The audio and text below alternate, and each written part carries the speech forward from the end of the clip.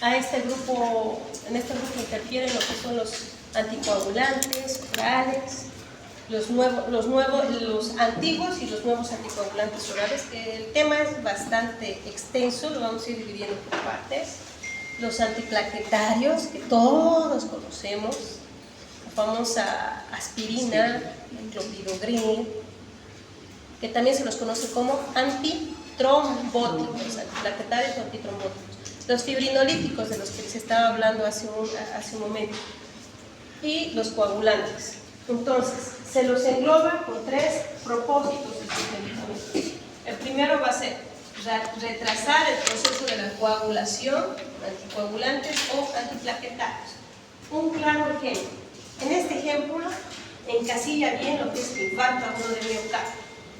En el infarto agudo de miocardio, como había dicho la doctora, que la causa más frecuente es por la oclusión de un ateroma, de una placa, ¿qué vamos a querer? Disolver el coágulo. Entonces se les da a estos pacientes antiagregantes plaquetarios. ¿Listo? Ahora, si es necesario disolver los coágulos preformados con fibrinolíticos, ese es otro objetivo. ¿A qué se refiere eso? Ese es en el caso, por ejemplo, también de un infarto agudo de miocardio, o se puede dar en el caso de un infarto o un evento vascular cerebral. En el caso de un evento vascular cerebral,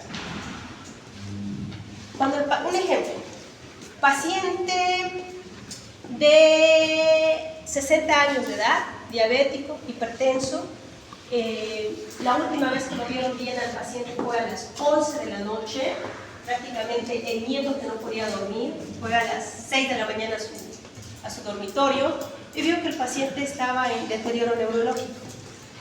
Deterioro en sí, no despertaba el señor, respiraba pero no despertaba el estímulo doloroso, nada. Que lo daban como una puntuación de Glasgow que nosotros manejamos, ya les había dicho a ustedes, menor a 8. 15-15 es una puntuación normal, ¿verdad?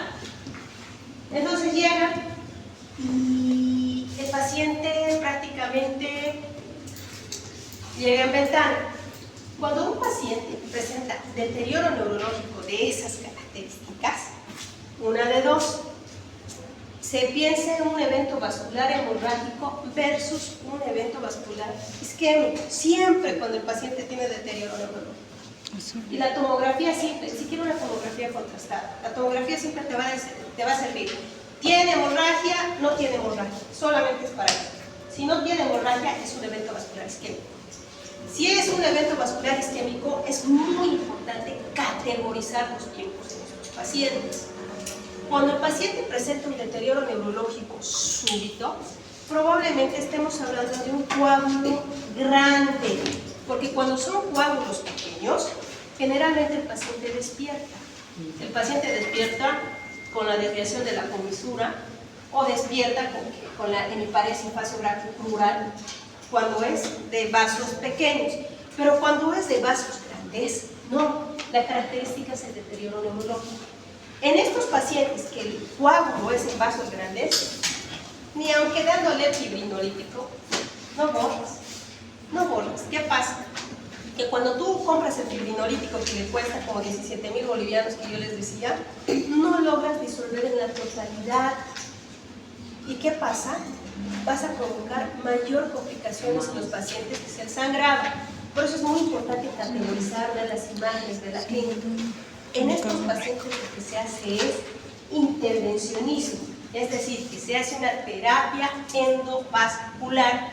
Estos pacientes entran al quirófano, estos pacientes entran con una guía, ya sea por el segmento arterial, ya sea radial o inguinal, y entran a balonización para la extracción del coágulo y a la vez para introducir lo que es medicamentos fibrinolíticos, pero sin intraarterial. Se los administran los medicamentos fibrinolíticos más el procedimiento. Por eso te dice si es necesario disolver los coágulos ya preformados. El claro ejemplo, cuando es en una arteria proximal grande. Ahora, aquí dice, cuando es importante estimular el proceso de la coagulación. ¿En qué momento nosotros vamos a querer estimular el proceso de la coagulación? cuando tenemos un paciente politrauma, ¿no? Viene un paciente politrauma que está sangrando, que realizamos compresión, nada, estamos esperando al cirujano general que venga, o en todo caso, pues, dependiendo de dónde estará sangrando el paciente, o un cardio torácico. Entonces, en estos pacientes es necesario llevar al proceso de la coagulación. Un claro ejemplo también, no me canso de hablar, de los pacientes neurocríticos. En el caso extremo, por ejemplo, de un paciente que tiene un evento vascular hemorrágico extenso. En estos pacientes con eventos vasculares hemorrágicos extensos, muchos de los neurocirujanos, no todos, pero como que no quieren entrar. No, que no vamos a entrar, que se va a morir el paciente, que no nos estabilicen y no sé qué. Y aquí se pone lo que se manifiesta el complejo protrombínico. El complejo protrombínico ayuda al sistema de coagulación a estimular el proceso de la coagulación. ¿Se han dado cuenta? Son diferentes escenarios, pero esos son los objetivos de saber el sistema hemostático en estos pacientes.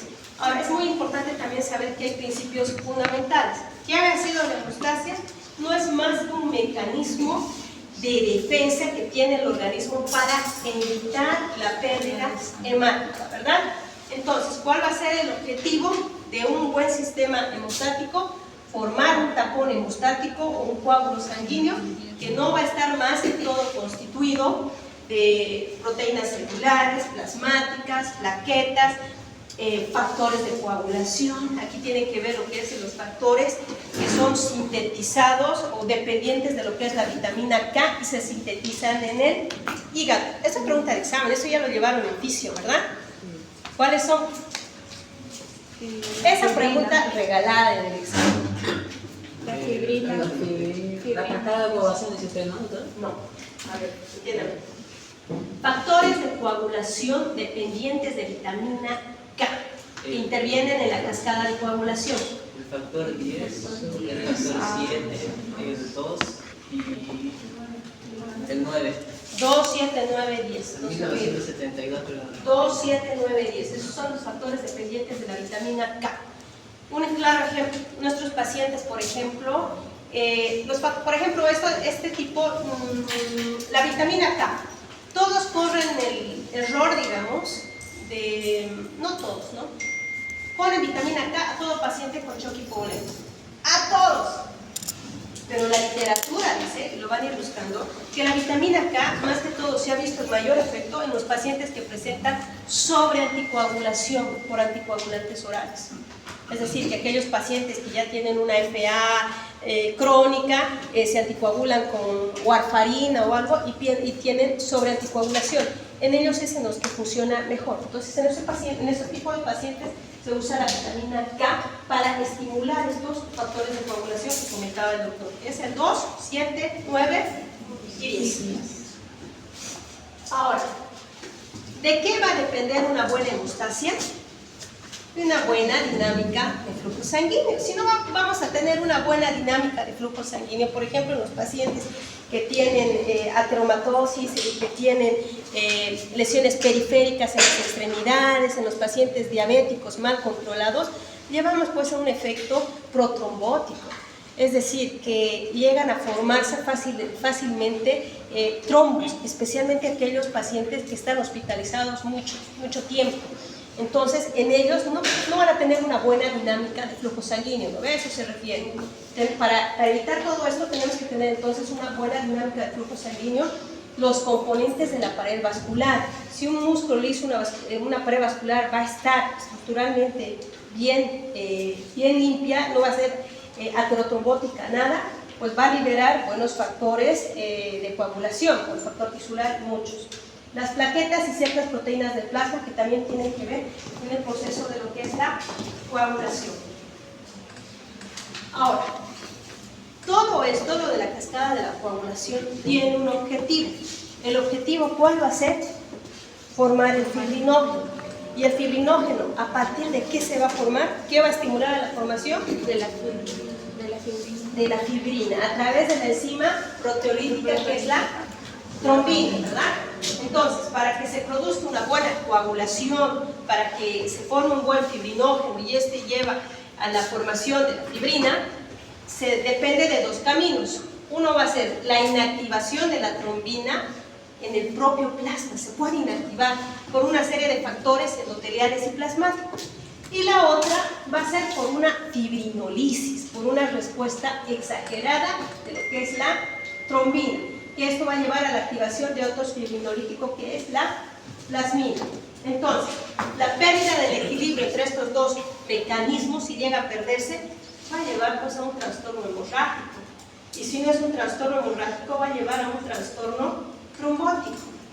Un claro ejemplo, las coagulopatías intravasculares diseminadas, no sé si han escuchado hablar de eso, son los pacientes que ya están en fase terminal, son aquellos que hacen un choque séptico refractario. Estos pacientes tienen tan alterado su sistema de coagulación que empiezan a presentar plaquetopenia, es una de las características, hipofibrinogenemia, que es otra característica.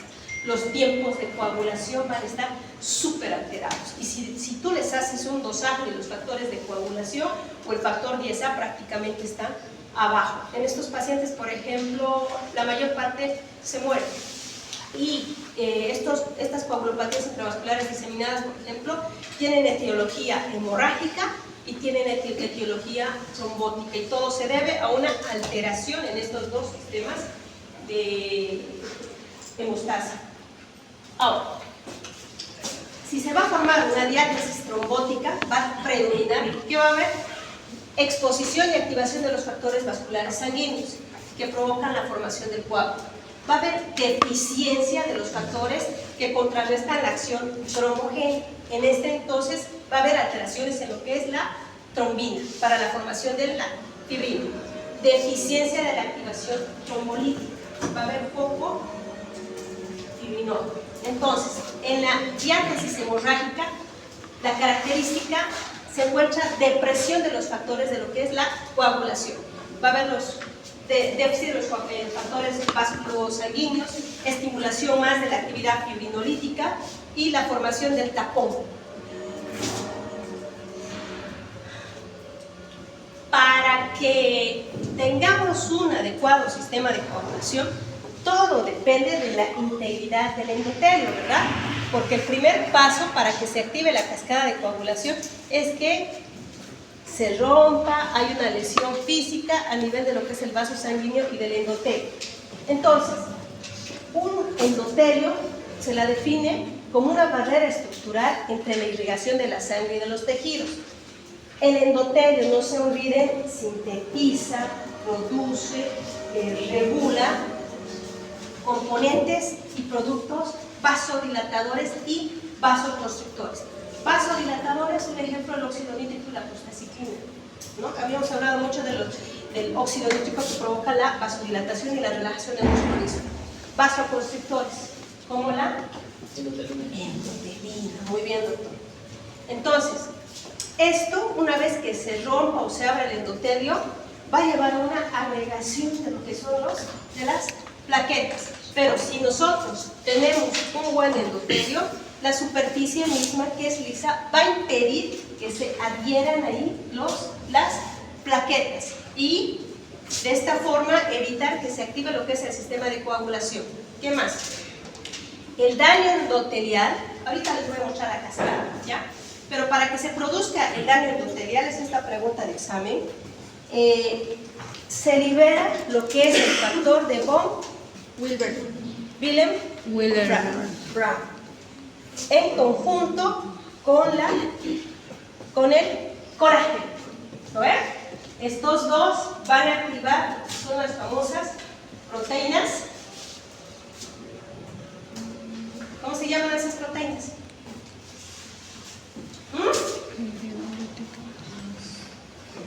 Las proteínas G, 2, B y 3A.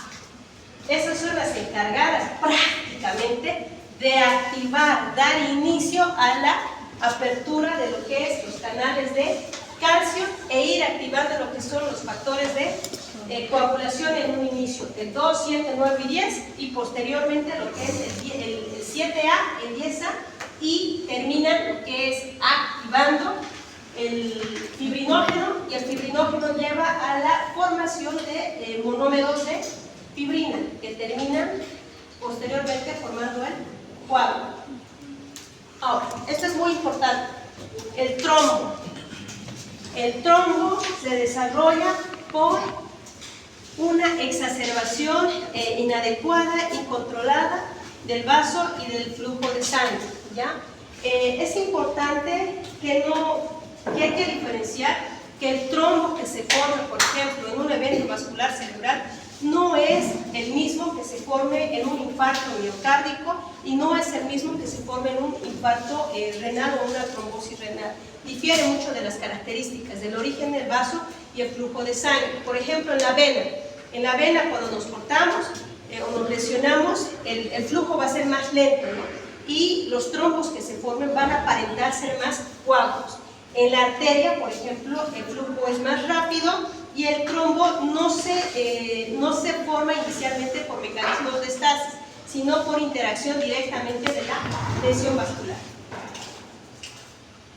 Ahora, a grandes rasgos, se provoca la lesión del vaso, el endotelio queda descubierto, el endotelio lo que es, hace la liberación de lo que es el factor tisular, y a liberación del factor tisular, entonces estimula lo que es la liberación de calcio y a la vez activa las plaquetas, y estas plaquetas van a ir liberando entre sí sus factores o productos endógenos, ¿ya? Y posteriormente llevan a la activación de lo que son los factores dependientes de vitamina K y posteriormente a los factores de 7-10A para activación de la trombina. Y para la activación de la trombina inicialmente se requiere que el 10A estimule lo que es el fibrinógeno estimula lo que es la formación de los monómeros de fibrina y este lleva a la formación del famoso coágulo. Esto es en grandes rasgos, digamos. Aquí está. Entonces, me van a decir si nos pasamos de la hora ya. Ya, entonces, en la función plaquetaria, si se dan cuenta, toda la cascada inicia la ruptura de la lesión vascular o la lesión del endotelio y las plaquetas, ¿verdad? Las plaquetas son muy importantes. Ahorita les voy a mostrar un esquema, pero esto sí me gustaría que lo sepan, porque si van a ver esto en la imagen, si esto ustedes se ubican en la imagen, van a saber qué anticoagulante, qué antitrombótico, qué fibrinolítico actúa a nivel de clínica, ¿ya? Por ejemplo, habíamos mencionado mucho lo que es el GP 2A y 3A, ¿no? Este, por ejemplo, es el inicio para la activación de lo que es ¿cómo se llama esto? De los factores de coagulación y los dependientes del ADP en el sistema de coagulación. Ahí está, eso es lo que quería llegar. Endotelio lesionado, fíjense, se rompió el endotelio, entonces ¿qué llevan? A la liberación de lo que es el factor tisular. El factor tisular, ¿qué va a hacer? Va a llevar a la liberación de calcio, a los factores de coagulación, pero va a estimular o va a liberar lo que es el factor de von Willebrand. El factor de von Willebrand directamente va a actuar a nivel de lo que son, ¿cómo se llama esto? Las proteínas GP, que habíamos hablado del 2B y 3A, del 2A y 3B. Se activa eso y prácticamente va a empezar a activar lo que es la cascada de señalización. Al activar la cascada de señalización, por ejemplo, va a activar lo que es la formación de la fibrina, del fibrinógeno. Un claro ejemplo, por ejemplo aquí el ácido acetilsalicílico. El ácido acetilsalicílico que lo encontramos aquí actúa inhibiendo lo que son los niveles del COX-1 y COX-2 enzimático. Para que esto se inhibe, pues necesita la producción, no se ve muy bien, ¿no?, del tromboxano A2. Entonces aquí, por ejemplo, actúa lo que es el ácido acetilsalicílico. Ahora, otro ejemplo más. El otro ejemplo es, por ejemplo, aquí. Aquí, por ejemplo, tras que se producen las vías de señalización o se activan, se van a estimular lo que es la formación de la trombina y de la fibrina. Prácticamente aquí en la formación de la trombina y la fibrina fibrina, que no se ve muy bien, voy a pasar las diapositivas, es donde actúa la heparina fraccionada y no fraccionada o de bajo peso molecular. Esto es muy importante que sepan para que ubiquen un poco. Entonces, en resumen, las plaquetas contienen los elementos liberadores del proceso de la hemostasia normal. Se dan cuenta, prácticamente todo empieza con la lesión del endotelio, factor tisular y la agregación plaquetaria, ¿no? A ellos se deben sumar los fosfolípidos de la membrana plaquetaria. No se olviden que los fosfolípidos de la membrana plaquetaria son ricos en lo que es el ácido araquidónico, y el ácido araquidónico lleva a la producción de lo que es el promoxano A2, que también es muy importante esto, que son los mecanismos inhibitorios de lo que son los antiagregantes plaquetarios. Ahora, eso era un breve resumen de lo que es el sistema de coagulación. Los fármacos antiplaquetarios como tal. Los fármacos antiplaquetarios o antitrombóticos se clasifican en inhibidores de lo que es la ciclooxigenasa, es decir, inhiben lo que es el COX-1 y el COX-2, que habíamos visto en el ejemplito, ¿verdad? Es el ASA y el trifusal. De estos, con que ustedes me dominen bien el ASA, muy bien. Ahora, el otro grupo interfieren en la función del complejo GP, 2B y 3A, que habíamos comentado. Entonces, en este va a englobar lo que son los fármacos de la inhibición del ADP, que son el clopidogrel, ¿sí está para qué? Aquí está. Todos los que estimulan a los medicamentos, los del ADP, ¿listo? Aquí entonces empiezan lo que es el clopidogrel, el ticagrelor. ¿Qué más? Ya, ¿qué más? El otro es, modulan los mecanismos del AMP y el GMP. En estos, por ejemplo, están las prostaciclinas y también encontramos al silostazol. En los inhibidores de la fosfodiesterasa. En los inhibidores de la fosfodiesterasa, el más usado es el silostazol.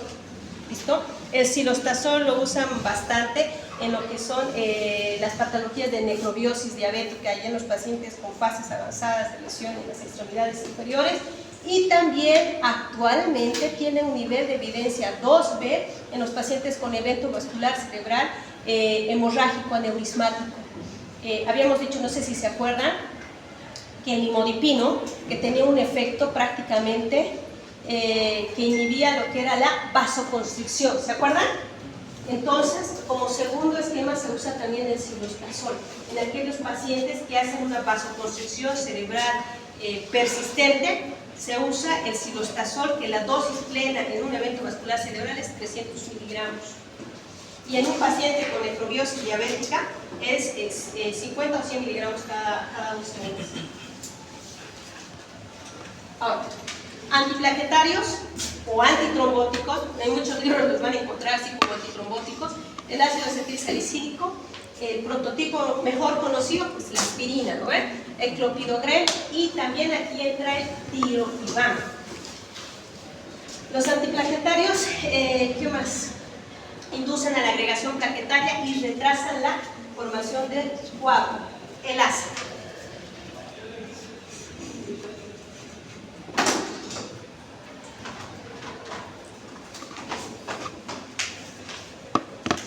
Esto va a ser pregunta de examen, porque voy a ir mezclando todos los fármacos. En el IAM, en el infarto agudo de miocardio, en un paciente agudo, nosotros vamos a usar ácido acetilsalicílico, ¿ya? En la única patología que usas cargando el ácido acetilsalicílico es en el infarto. ¿Y qué dosis vas a cargar? 300 miligramos. 300 miligramos. Si es un paciente con infarto agudo, es 300. Si es un paciente que ya se infartó hace una semana y viene solamente por episodios de angina, la dosis que le corresponde, 100 miligramos, 75-100 miligramos. En Europa, por ejemplo, dan 75 miligramos porque hay la presentación del ácido acetilsalicílico en 75. ¿Cuánto? Y aquí en Bolivia es de 100, porque solamente hay de 100. Pero en Europa ya es de 75. Eso es algo bueno.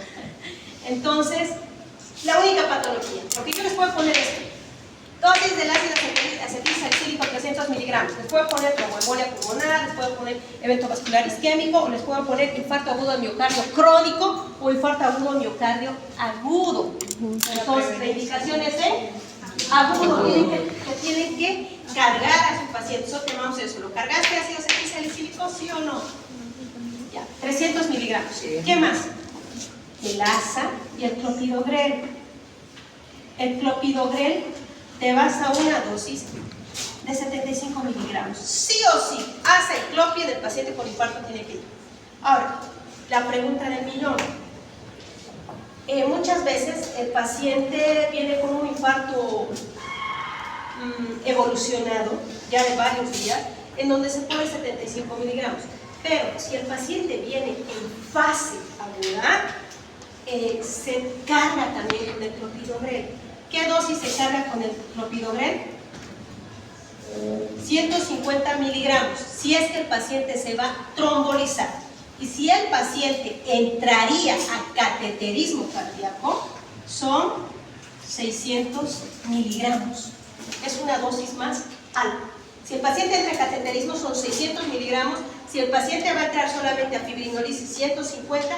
Y si el paciente viene ya con un infarto evolucionado, 75 miligramos. Ahora, aquí que va a dar también la heparina.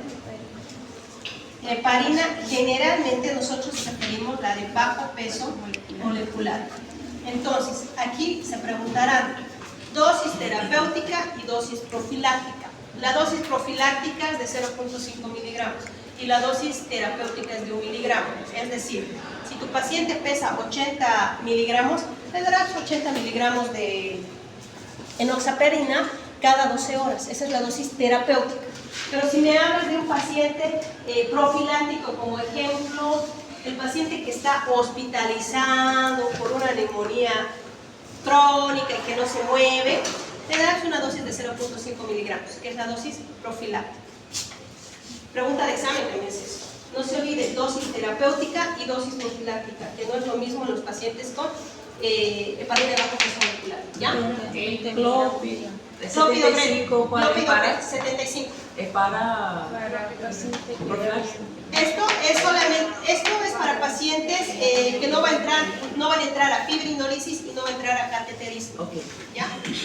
Ahora, a ver, eso era lo que les quería comentar. La única patología donde se carga el ácido acetilsalicílico entonces va a ser en el infarto agudo de miocardio en una fase aguda. Ahora, ¿qué había sido el ácido acetilsalicílico? Es un AINE. ¿Por qué se llama AINE? Porque no interfieren con las hormonas, son no esteroideos. Es un analgésico, antiinflamatorio, no esteroideo, y derivado del ácido salicílico. Tiene un efecto antitrombótico, ¿no ven? Bloquea e inhibe la agregación plaquetaria. ¿Se acuerdan que hablamos, no? Aquí, yo les sugiero, esta imagen está bien bonita, de flores. Entonces, ¿qué hace el ácido acetilsalicílico? Va a ir a inhibir a la ciclooxigenasa irreversiblemente. Exacto, la ciclooxigenasa, que es el COX-1, pero también puede inhibir al COX-2. Y si se inhiben, disminuye lo que es la producción del PC tromboxano A2. Ahora, una cosa, el ácido acetilsalicílico se caracteriza porque tiene una vida media. De cada 5 días. No. ¿Qué es? Tiene una vida media corta. Ahorita les voy a explicar por qué. Tiene una vida media corta, como de 30 a 40 minutos. Pero, ¿por qué el efecto dura tanto? El efecto inhibitorio que llega a provocar la inhibición del COX-1 y del COX-2 es prolongado. Llega a durar incluso hasta 7 a 10 días. Por eso es que el anestesiólogo que viene, por ejemplo, a programar un procedimiento de un paciente que se va a someter a un cateterismo, digamos, un cateterismo diagnóstico o algo, y lo primero que pregunta es, ¿toma aspirina? Sí. ¿Cuántos días? Hace 3 días. No voy a entrar. Por lo menos nos esperaremos hasta el 7º día, 6, 7 días y de ahí entramos. Por el efecto duradero del COX. La vida media es corta, pero el efecto de la inhibición es prolongada, de larga. ¿Ya? ¿Qué más? Es usado en la prevención arterial como en el síndrome coronario agudo y en el infarto agudo que ya hemos citado, ¿verdad? El efecto adverso es el sangrado. Una causa muy frecuente de los pacientes mayores de 60, 70 años son los eventos vasculares hemorrágicos secundarios a la sobreanticoagulación o también a la sobreantiagregación. Es muy frecuente en estos pacientes. Ahora, ¿qué más? Esto de la diclopidina, clopidogrel, prasugrel, que son las tianopiridinas, poseen una acción antiagregante de amplio espectro. El clopidogrel, si el paciente te dice soy alérgico al ácido acetilsalicílico, es la única indicación que también puedes darle clopidogrel. O puedes darle las dos. Si el paciente es alérgico, solamente clopidogrel. Si no es alérgico, ácido y clopidogrel. Les das los dos. ¿Listo? El prasugrel. Se ha visto en los estudios europeos, les hablo de las guías de LAHA, de hace aproximadamente 3 años, que mejor que el clopidogrel es el prasugrel. Es para los infartos agudos de miocardio que actualmente se están usando, ¿ya? Otros fármacos inhibidores directos reversibles del receptor P2Y, así como el ticagrelor y el cagrelor. El ticagrelor sí cuesta carito. El ticagrelor cuesta cerca de 30-40 millones el comprimido. Y el ácido acetilsalicílico, ¿cuánto cuesta? ¿1 peso? ¿2 pesos? Es un poco más económico, ¿no? Antagonizan de forma selectiva, competitiva, lo que es la provocación del ADP.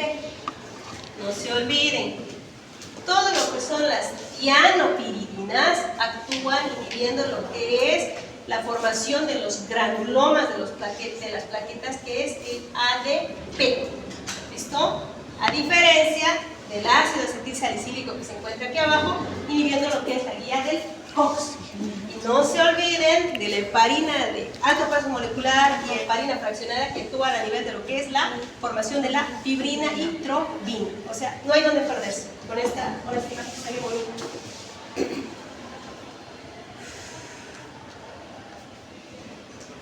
¿Qué más? Ya habíamos hablado de estos 3 fármacos que son de las tianopiridinas. La característica es que se metabolizan en el hígado. Estas entran a lo que es el CYP450 y generan metabolismos activos. Y pues ya habíamos dicho que bloquean prácticamente lo que es el ADP, a nivel de lo que es las plaquetas, ¿verdad? La farmacodinámica. Interfieren en la activación de los sitios fijos del fibrinógeno, también del complejo GP2B y de 3A, de la membrana plaquetaria. Suprimen la agregación inducida por el ácido araquidónico también, el colágeno y la trombina. Entre estos hablamos del clopidogrel. El clopidogrel, que es el segundo antiagregante más conocido aparte del ácido acetilsalicílico, que también su efecto es duradero, que dura 7 a 10 días. ¿Listo? ¿Cuál es la contraindicación? La hipersensibilidad. Y crean o no, es muy frecuente en los pacientes que presenten hipersensibilidad. Presentan incluso lesiones herpetiformes diseminados. ¿Qué más? El prasugrel. Inicio de acción es más rápido y alcanza la inhibición de la agregación plaquetaria. Y completa que el clopidogrel. Es mucho mejor que el clopidogrel, porque se va comentando en un inicio, y es lo que actualmente en Europa ya no se da el clopidogrel. Se da ácido acetilsalicílico y se da el prasugrel. Aquí nomás continuamos dando el clopidogrel. No alcanzamos a comprar el contenido, es complicado. Ahora, farmacocinética del clopidogrel. Metabolismo activo, también pregunta de examen. El oxoclopidogrel, el CYP2B6. Oxoclopidogrel. Oxoclopidogrel, el CYP2B6. ¿Eso por qué lo tienen que saber? Porque siempre hay en las indicaciones, siempre vienen en las proformas de los medicamentos. Ahora, nuestros pacientes con ácido acetilsalicílico también hacen resistencia al mismo medicamento. Se ha visto en 1 o 2%, pero también hay los pacientes con uso continuo de clopidogrel también hacen resistencia al clopidogrel. ¿Listo? Entonces, se ha dicho que el uso del clopidogrel y el ácido acetilsalicílico tienen interferencias farmacológicas con lo que son el uso de las estatinas y los inhibidores de bomba de protones.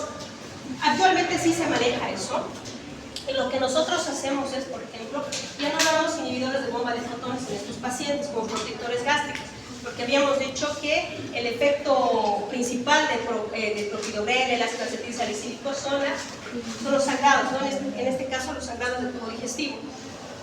Lo que cambiamos es darles ranitidina. Preferimos darles ranitidina que inhibidores de la bomba de protones. Y estatinas sí todavía damos. Las estatinas son pleiotrópicos, que ya vamos a estar viendo, es otro tema amplio. Se carga también de estatinas. El objetivo de cargar estatinas en estos pacientes, estatinas me refiero a lo que es ¿cómo se llama esto? El rosuvastatina, pravastatina, que se carga a los pacientes, es llevar a un flujo sanguíneo laminar, no a un flujo turbulento. Porque cuando el paciente se infarta, hay una oclusión, lleva a un flujo turbulento. Y al llevar a un flujo turbulento, ¿qué hace? Hay una alteración en lo que es la demanda de oxígeno y oferta metabólica. Lo que hacen las estatinas es hacer que el flujo sanguíneo se vuelva laminar. Ese es el objetivo de los pleiotrópicos en el contexto de un paciente con un infarto agudo de miocardio, ¿ya? Ahora, el prasuruevo se va a unir el 98% a las proteínas y tiene una vida media de 4 horas. La eliminación también es renal, ¿listo? ¿Qué más?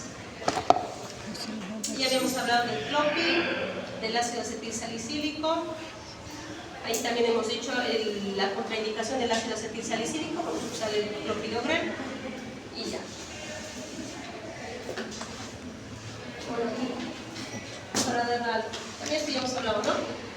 Análogo de las etianopiridinas, anticlopidina, bloquea de manera selectiva, ya hemos dicho en el dibujo, el ADP, todas las tianopiridinas. Única presentación del clopidogrel es vía oral, vienen comprimidos, la vida media habíamos dicho que es de 8 a 10 días. ¿Qué más? Es metabolizado por el hígado. Todos los antiagregantes se metabolizan por el hígado, ¿ya? Y también se eliminan por vía renal. Ahora, el clopidogrel. El clopidogrel tiene varias indicaciones, por ejemplo. El clopidogrel, igual que la aspirina, no solamente se maneja en los infartos agudos de miocardio, también lo manejamos en los eventos vasculares cerebrales como medida de prevención secundaria. ¿Listo? Especialmente en nuestros pacientes diabéticos que hacen lo que se llama una enfermedad multiinfarto cerebral, que se llama que los pacientes empiezan a presentar múltiples infartos cerebrales en diferentes segmentos de los hemisferios. Entonces, en esos pacientes, según los estudios realizados, los aleatorizados, randomizados, se ha demostrado que darle clopidogrel y ácido acetilsalicílico durante los primeros 21 días disminuye el riesgo de recurrencia de que estos pacientes continúen infartándose. Entonces, se les da de forma como prevención secundaria. ¿Listo? Únicamente está indicado en los pacientes con infarto multivaso, con múltiples infartos. Ahora, los dos, clopidogrel y ácido acetilsalicílico. Pero si hablamos de un infarto pequeño, todos dirán, ay, pues ¿por qué le vas a dar ácido acetilsalicílico? Que el paciente va a sangrar. No, está indicado. Está indicado porque disminuye el riesgo de recurrencia, de que este paciente se vuelva a tener un infarto cerebral durante los primeros 14 a 21 días. Ojo, no está exento, este paciente puede sangrar con el uso del ácido acetilsalicílico, pero riesgo-beneficio es un riesgo que te sangre un 2 o un 3%, pero es un beneficio de más del 80% que disminuye el riesgo de recurrencia. Entonces, a veces nosotros peleamos así con los neurocirujanos, porque el neuro viene, ¿qué por qué me diste? Y no sé qué. Hay estudios, hay metaanálisis, y se ha comprobado que disminuye más el riesgo de recurrencia. Es mejor darle a tu paciente. ¿Qué harían ustedes? Y siempre tienen que poner en balanza a sus pacientes.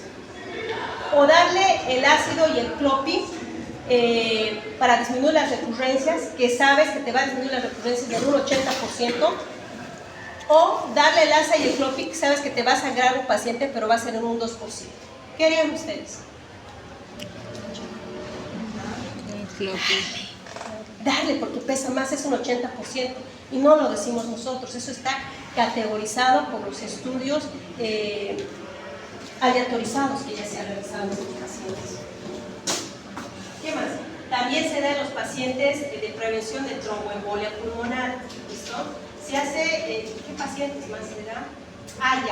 En los pacientes también que se someten a cateterismo cerebral o a cateterismo cardíaco. ¿Por qué? Porque les ponemos unos dispositivos que son los stents a nivel cardíaco y los coils, se llama así, a nivel cerebral. ¿Qué efecto tiene darle el clopidogrel, por ejemplo? Evita la agregación planetaria. Tú les pones los dispositivos y sí o sí tienes que darle, porque si tú no le das el clopid al paciente, se unen. Y déjame decirte que esos stents y esos coils cuestan una cosa de $2,000, $3,000, solamente los dispositivos. Imagínate que no le des el antiagregante, pues, chao todo, ¿no? Chao el dinero del paciente y también la salud del paciente, porque termina reinfartándose. Ahora, los antagonistas del complejo GP2B y 3A. Esto sí se han dado cuenta que prácticamente es el que inicia también, que es la cascada de coagulación, ¿no ven? En un inicio que vimos la imagen. Dentro de estos tres se encuentran tres: el axizumab, el tirofiban y el efdifibatida. De estos tres, por ejemplo, el que más se usa es el tirofiban. Vamos a ver la próxima clase de esto. Tiene un uso intrahospitalar. ¿En qué caso se usa? No todos lo usan, ¿eh? Por ejemplo, los pacientes que se someten a un cateterismo cerebral por la oclusión de uno de sus vasos, por ejemplo, cuando es en un vaso grande, les dije, ¿no ven? Si le das los fibrinolíticos no le ayuda porque está en un vaso grande y el coágulo es grande. Entonces, tiene que entrar el neurocirujano, o ni siquiera el neurocirujano, el hemodinamista cerebral. No es diferente al hemodinamista cardíaco, por si acaso. Entran con una guía, las guías son muy delgaditas. Entran y inflan un balón. Este es el vaso, no se ve bien, ¿no? Esta es la oclusión, este es el coágulo. Ellos entran con una guía y en la punta del guía tienen como globito. Ellos insuflan y cosa de que se insufla todo, se adhiere al coágulo y los retiran. Pero muchas veces esto a veces no funciona y terminan por provocar alteraciones, es decir, que esto se fragmenta. Este coágulo llega a fragmentarse y se producen muchos microcoágulos aquí. Entonces, el riesgo es de que el paciente haga mayor microinfarto por estas lesiones por reperfusión que llamamos nosotros. Entonces, aquí tiene efecto el tirofiban. Lo que hacen los neuros o los hemodinamistas cerebrales es poner infusión del tirofiban para eliminar estos microcoágulos que se formaron, ¿sí? Esa es la indicación más del tirofiban, del axizumab y del efdifibatida, que también es muy caro, pero sí salva. ¿Listo? ¿Alguna duda hasta aquí? ¿No? Perfecto. Ya jóvenes. Vamos a hacer por partes esto, porque temáticamente es fibrinolíticos es extenso. ¿Listo? ¿Alguna duda? ¿Qué les pareció el tema? Es bonito, ¿verdad? Alguien si se va a animar a ser, qué sé yo, cardiólogo y va a ser cardiointervencionista, tiene que dominar esto de los fibrinolíticos, porque es el pan de cada día de lo que va a vivir. Si uno va a ser intervencionista cerebral, también tiene que dominar los fibrinolíticos para conversar y también para entrar a cateterismo con nuestros pacientes. Es muy apasionante.